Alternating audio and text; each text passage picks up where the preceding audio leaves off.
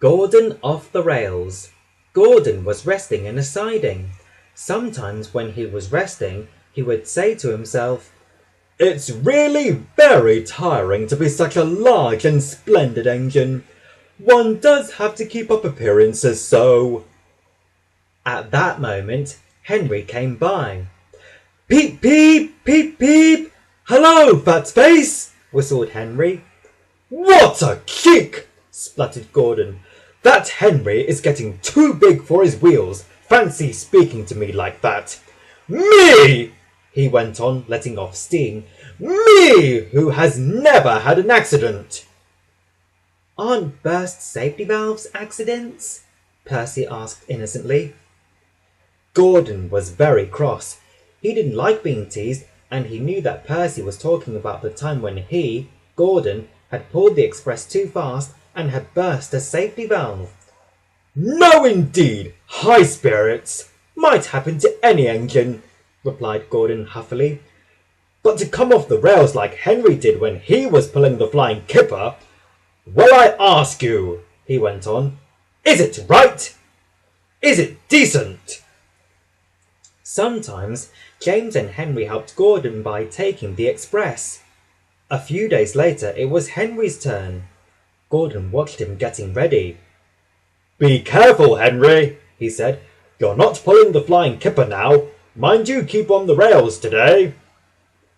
Henry snorted away. Gordon yawned and went to sleep. But he didn't sleep for very long. "Wake up, Gordon," said his driver. A special train is coming in, and we're to pull it."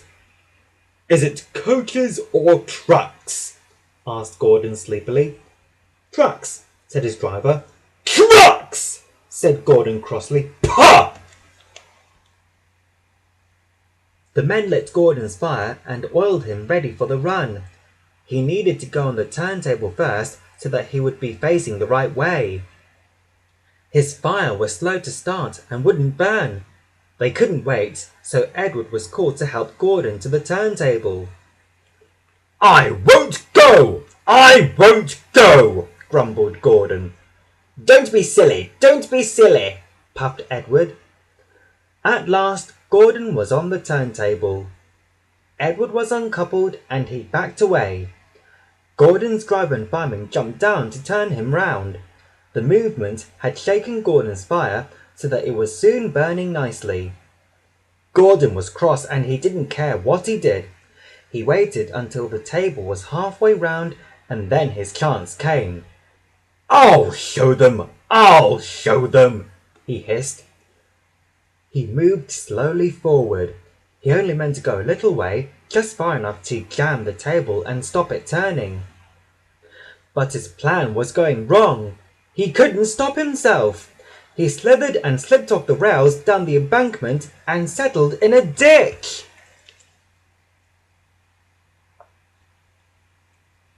"Oosh!" Gordon hissed as his wheels churned the mud. "Get me out! Get me out!" "Not a hope," said his driver and fireman.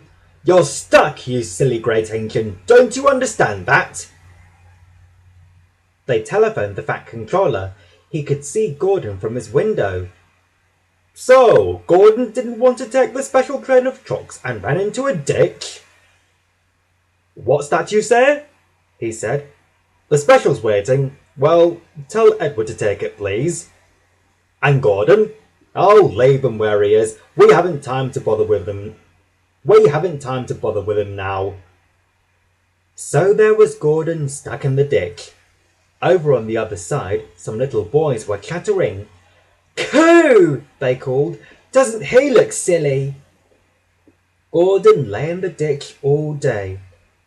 "Oh dear," he thought, "I shall never get out." But that evening, the men brought floodlights. They used powerful jacks to lift Gordon and made a road of sleepers under his wheels to keep him out of the mud.